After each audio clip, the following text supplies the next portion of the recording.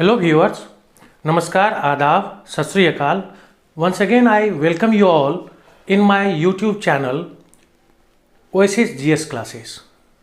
और क्लास 10 के chapter resource and development के ही सब टॉपिक, छोटा सा सब टॉपिक है लैंड रिसोर्स।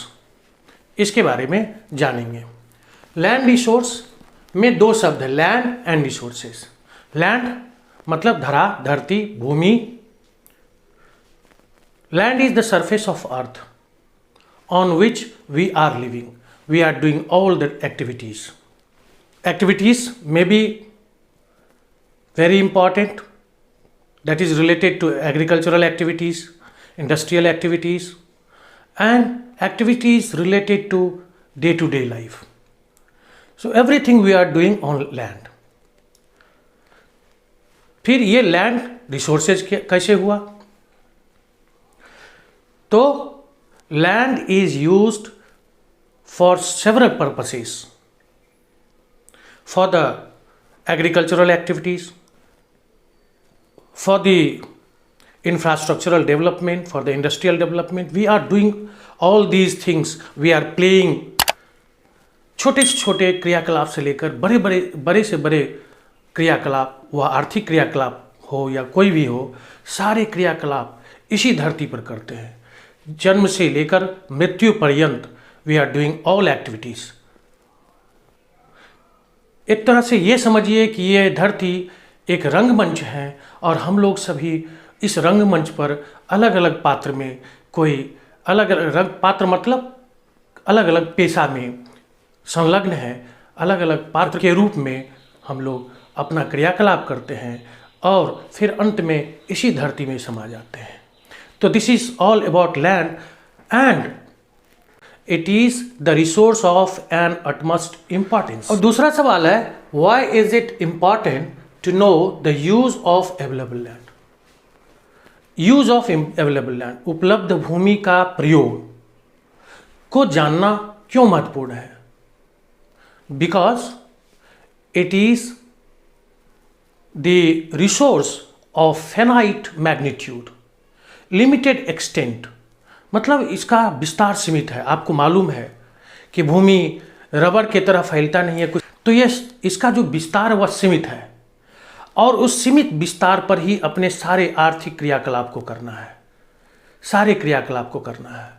और जिस हिसाब से पॉपुलेशन बढ़ते जा रहा है उस हिसाब से इस भूमि का सही तरीके से उपयोग और नियोजन करना, प्लानिंग करना बहुत आवश्यक है। अन्यथा बढ़ते हुए जनसंख्या और उसके ज़रूरतों को पूरा करना बहुत ही कठिन होगा, बहुत दुर्भर होगा। इसीलिए कह सकते हैं, due to increasing pressure of population on land, it is necessary to know the use of available land to strike the balance among the all resources. In order to make life of man comfortable and livable, the land which is available to us has to be managed properly. उसको तरीके से manage करना पड़ेगा, उसके लिए एक सही planning की ज़रूरत है। और सबसे ज़रूरी है कि हमें जनसंख्या पर नियंत्रण करना ही होगा, नहीं तो एक दिन भूमि की उपलब्धता खत्म हो जाएगी। तो इस तरह से आप कह सकते हैं, since land is an asset of limited magnitude, it is necessary to know the land use pattern of a country so that to make a planning to use it in proper way to make the land available for all. और इस तरह के जो सवाल हैं, ये सारे सवाल मैंने किसी न किसी क्वेश्चन बैंक से लिया हूँ और इस तरह के सवाल प्रायः पूछे जाते रहे हैं। उसी कड़ी में यह तीसरा सवाल है, what is the distribution of land under important relief features? आपको पता है कि हमारा देश जो है अलग अलग तरह के फिजिकल फीचर्स से भरा हुआ है, स्थलाकृतियों से भरा हुआ है। जैसे ये नॉर्थ में देख रहे हैं, ये पूरा भाग, ये क्या है? ये है आपको माउंटेनस। आप इस पाई चार्ट को देखें और समझे कि हमारे देश में उपलब्ध भूमि का जो प्रोपोर्शन है अलग अलग रिलीफ फीचर्स में वो कितना है। तो माउंटेन्स में ये है 30%, ये माउंटेन्स एरिया है जो ये क्रॉस से मैंने दिखाया है, और इसका की आप यहाँ देख सकते हैं। तो ये हो गया, इसमें ये क्रॉस से दिखाया गया है, परंतु इसमें ये ट्रायंगुलर शेप से मैंने दिखाया है पाई चार्ट में। फिर आप देखें प्लेन्स, ये जो पार्ट है ये थर्ड डेजर्ट रीजन भी प्लेन का ही पार्ट है। ये सारा ये हिस्सा eastern coastal plain, western coastal plain, northern central plain और नॉर्थ ईस्टर्न स्टेट के सेंट्रल पार्ट में से लेकर के ये सारे आपको प्लेन्स है। प्लेन्स 43% जो टोटल ज्योग्राफिकल एरिया है भारत का उसको कवर करता है। तीसरा है प्लेट्यूज। Plateau accounts for 27%। ये जो पार्ट है ये आपको पूरा का पूरा peninsular part of India includes central highlands, Chota Nagpur plateau, Malwa plateau and Deccan plateaus. This all together is known as peninsular plateau region because it is in peninsular shape. तो ये हुआ आपका जो है data related to relief features available in our country. तो ये pie chart का और ये मैप में जो मैंने साइन का यूज़ किया है ये दोनों डिफरेंट है। आप इसका ध्यान रखेंगे समझने के क्रम में। पाई चार्ट में अलग अलग रिलीफ फीचर्स को अलग अलग साइन से दिखलाया गया और इंडिया के मैप में ये जो रफ मैप है इसमें अलग अलग सिंबल साइन का प्रयोग किए हैं, ध्यान रखेंगे। अगला सवाल है what for mountains, plains and plateaus are important, या उसको इस तरह से भी पूछा जाता है what are the important features of mountain, plains and plateaus. अब देखेंगे माउंटेन, प्लेन एंड प्लेट्यूज में हम किस तरह के एक्टिविटीज़ करते हैं। तो सबसे ज़्यादा इंपॉर्टेंट है plains because this is flat, this is plane.